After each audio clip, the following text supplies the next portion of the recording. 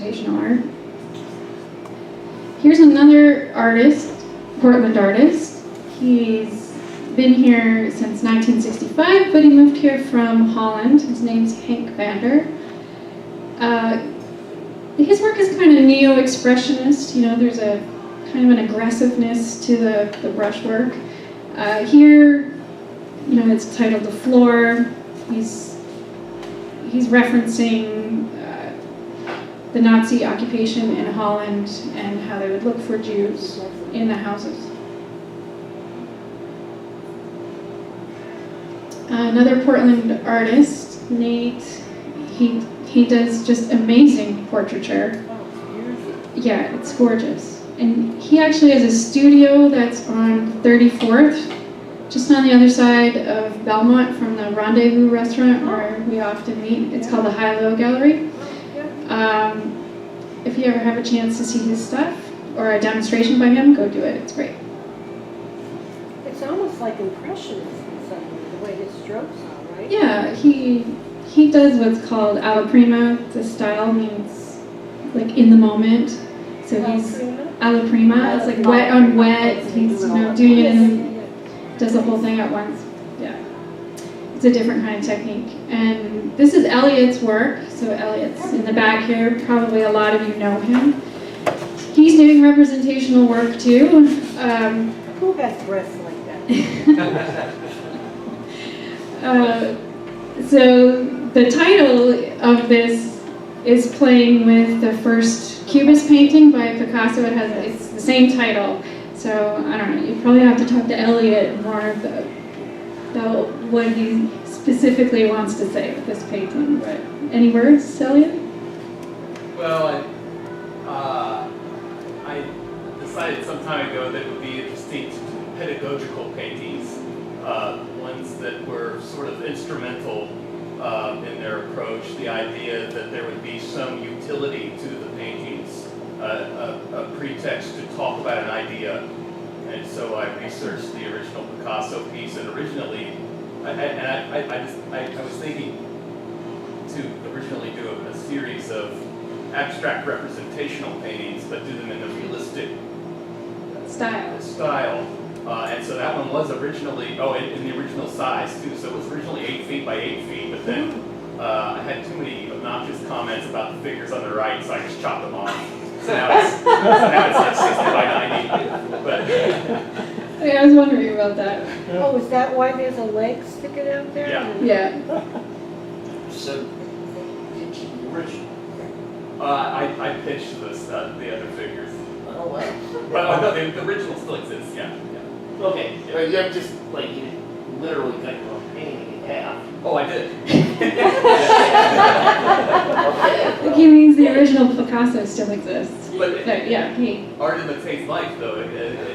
There's a whole book about this piece, and I read all about it, and I had set out... About the Picasso piece. Yes, about the Picasso piece, and I had undertaken to do the piece and was well underway when I read a passage in the book that said that after Picasso did his version of it, he got 75% finished with it, and they just rolled it up and threw it away, and it sat around in an attic for years. It just kind of like got moldy and things like that. So that's famous. Yes, but and mine underwent similar things. Long story. Okay. Here's another Portland artist, a friend of mine, Seth. He paints highly realistic art, but sometimes he's juxtaposing different things in it to create a somewhat surrealist art. For example, in this one, New York subway stop lets out in the middle of nowhere. Really, avoid that stop. I know that stop. Forever. Now, Seth is represented by a gallery in San Francisco that is called Modernism. And the gallery started in the 60s by dealing in minimalist and pop art. And I think it's really interesting to note that nowadays, this is their biggest selling artist. This is a photo of Helmwein in front of a painting that he's painting. And he does a lot of these pictures of little girls with white powder, kind of close-up images. Anyway, modernism is now selling representational art. Okay, I would just want to go through a really quick kind of slideshow. There are so many artists out there doing representational art today. I really cannot cover them all. There's thousands. But if you're, there's just a few notable ones here. An Italian painter, he does these kind of like action scenes where bodies are flying and bullets and arrows and all kinds of things. Cesar Santos is a Miami artist. He's a master painter, and he likes to play around with some of the things in art history. So for example, in this painting entitled Babysitting, he's got a figure that's kind of holding on to a Picasso figure from Guernica, which is another very famous painting by him, and she's cradling it like a baby. Roberto Ferri is an Italian artist. He does these surrealist kind of images as well. They seem kind of classical in their look. He also is a master painter, and there's a lot of beautiful bodies in these images. I find them fascinating. I wish I could talk more about this, but I'm glad I keep moving here. Another surrealist artist. This particular work of art was bought by Leonardo DiCaprio after he saw it on Instagram. So, I mean, it's kind of, it's definitely mainstream. It reminds me of the Titanic. Andrea Couch is another artist out on the East Coast who does these surrealist images, often in a farm landscape. And all the objects in it are representational. They're actually things that exist, but there's no way they would actually exist like this all together at the same time.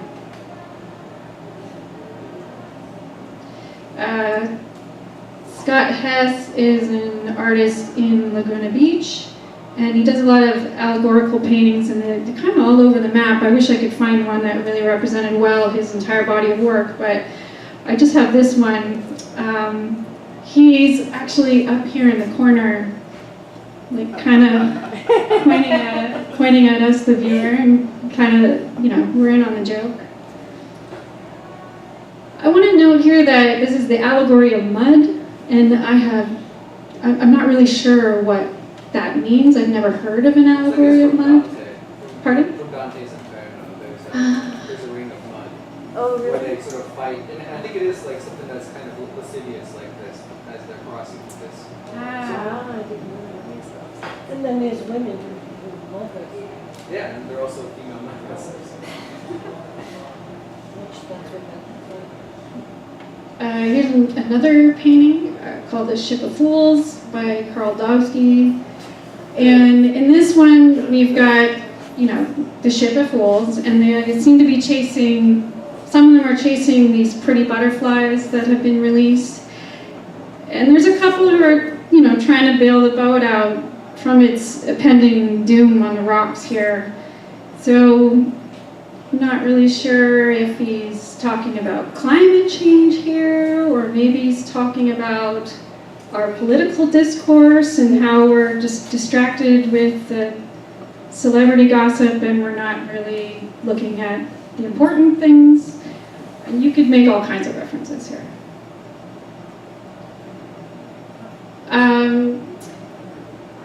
I was lucky enough to meet Max Ginsburg. Actually, I'm going to start talking about a few artists more in depth as well, because their art really deserves a more in-depth discussion. So I talked to Max. He's been around for a long time. He's in his 80s right now.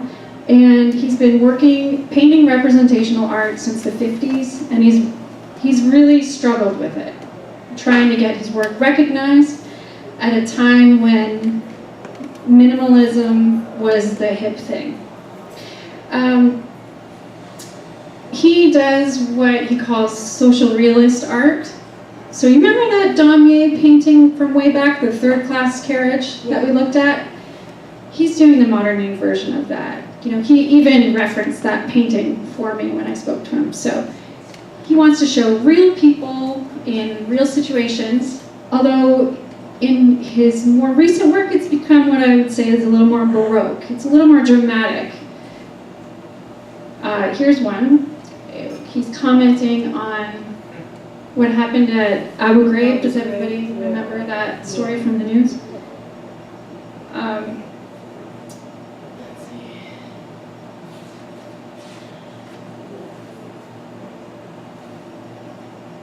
see. So, A portrait artist? no, he's in New York. Sorry, no more Portland artists. They're pretty much all from New York at this point. So, sorry, he paints about war and what he calls other truths about society. So even if they're tragic. And he says that he follows Keats's saying that beauty is truth, truth is beauty. This painting in particular won Best in Show at the Art Renewal Center Salon Competition in 2011. And here's another painting, the last I'll show by him. Again, it's kind of dramatic. It's a little bit Baroque in that way. There's this like tumultuous sea of furniture in behind the figures.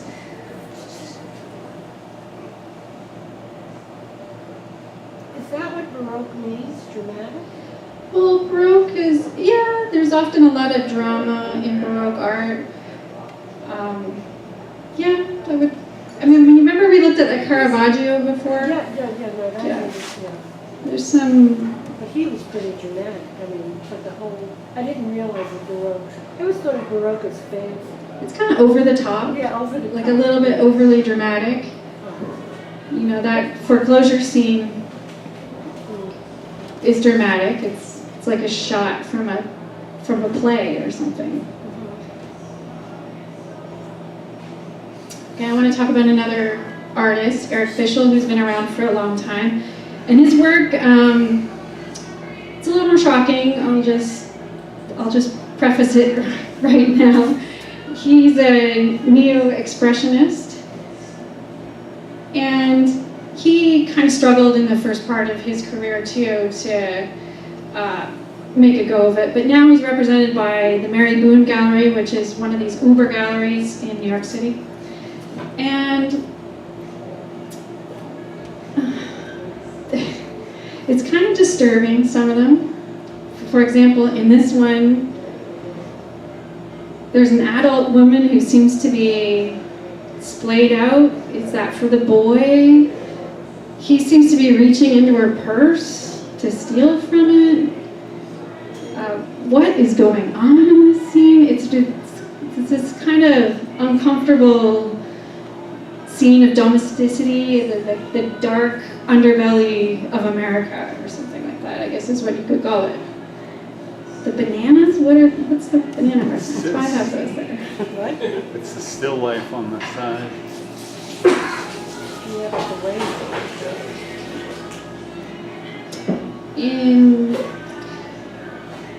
Fischl says about this painting, clearly something is terribly wrong, but Daddy doesn't have the answers.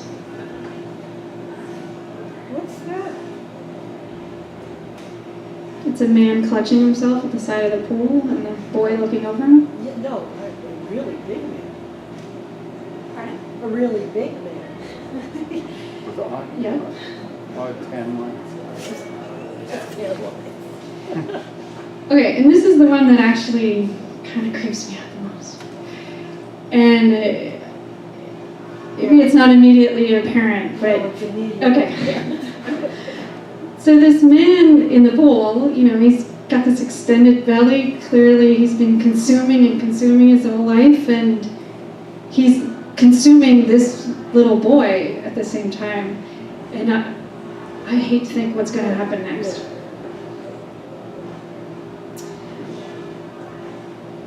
Okay, I'm going to look at another artist who's younger and also working out of New York City. Kehinde Wiley is a black artist, and he's been looking at art history too, and he's been saying, why are there no black people in it? So he's using a lot of the poses and the imagery and the symbolism, and he's inserting black people into this history.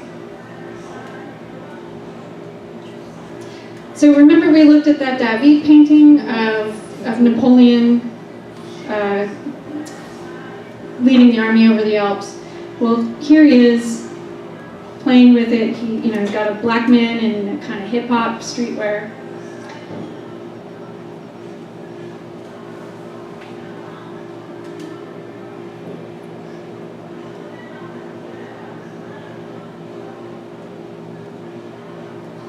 And most recently, he did the official portrait of Barack Obama. He was chosen by Obama to do it. Isn't Obama great?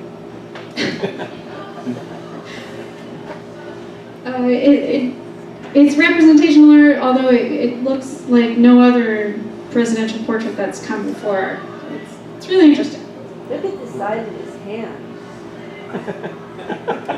What's going on with the side of his hand? So Brian, Size. The Size. size of the Yes. hand, that's, Those hands he could wrap around his That's whole it. head. You know, how This your is the face is Trump supposed to be. hands. So Oh, right, like he doesn't have tiny hands, he's got big He's got really hands. Yeah, yeah. well, Brian. I wonder if that was will tell you intentional. Okay, here's another artist. He's in New York, but he's actually from Portland. He grew up here. And he's doing this kind of new Baroque art as well. So here, he's done a series, and he imagines that if some of these mythological beings like satyrs came into our world today, well, how would they be treated? Well, probably someone would pull a gun on them. They would probably rummage through our trash.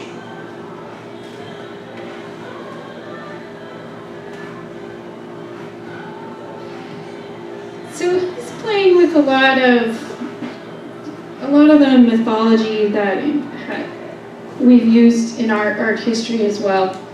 So this image is entitled Apollo and Daphne. I just want to show you another one. This is a Baroque sculpture by Bernini, and it has that kind of drama, that twisting movement, that action.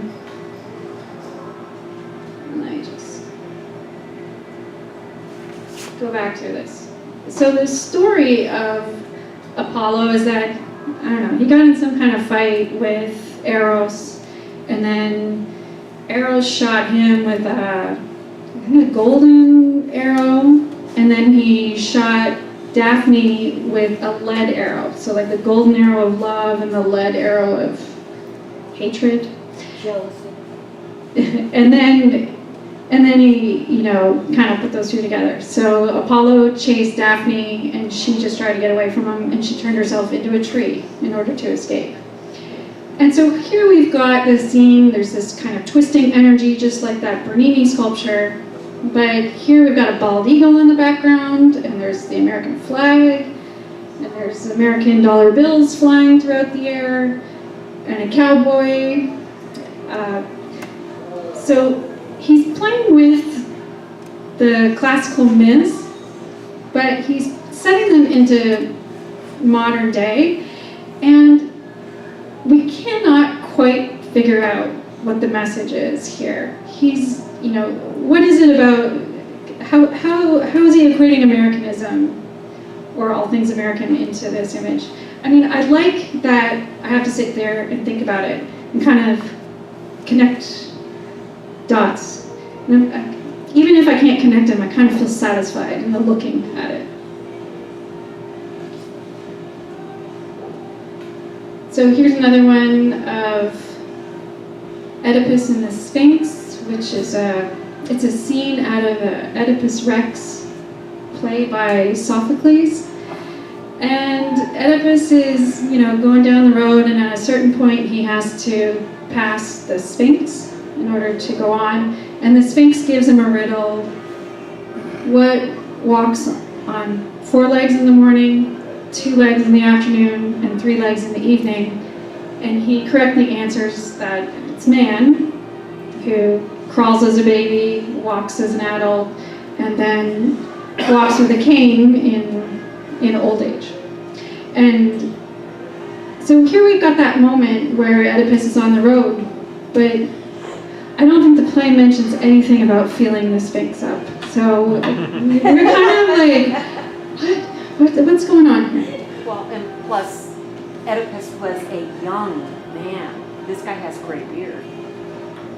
Yeah, that's a good point.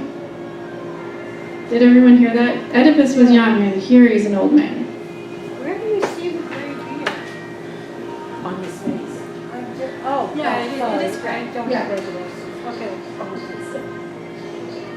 He was also commissioned by the provincial government of Quebec to paint the history or an allegory of the history of Quebec recently. And most recently, he was in a show, an exhibition entitled The New Baroque at the Booth Gallery in New York. This is kind of a fascinating scene of cannibals. Again, we've got a satyr, some kind of goat man in the bottom. They're eating some kind of raw meat on the table. Who is it? Are they eating the satyr? Oh, that's so funny. I thought that was like a satire on the Last Supper. Does look like that. Audrey says she thought it was a satire on the Last Supper. Even though you're not wrong. Mary Magdalene there. I don't know what this goat is getting at either. So they're eating. It's unclear as to what the story is. But I think that's part of its fascination for me. Here's another take on the cannibals theme. It's by another old painter. He's been around a long time. His name is Odd Nerdrum, and he's from Norway. And he's certainly an interesting character. Kind of dives into the primitive of human nature. He does see himself as the savior of painting, in that he's trying to rescue representational art from modernism. He also struggled against it throughout the second half of the 20th century, his work being shunned in favor of modernist art. So he was once at a party. He was once at a party, and he was talking to a curator at the Museum of Modern Art. And he said to her, "I want to do an art that's representational, that is sentimental, that speaks to people's emotions, that everyone can understand." And he said, "What do you call that kind of art?" And she said, "Oh, well, that's kitsch art." So he's reclaiming that word, and he calls his own art kitsch art. In this particular image, it's an image for his wife, so he's presenting himself for her. And that's kitsch? That's not good. It's not kitsch, but it's certainly interesting. No, it's interesting, and she must be very interesting. In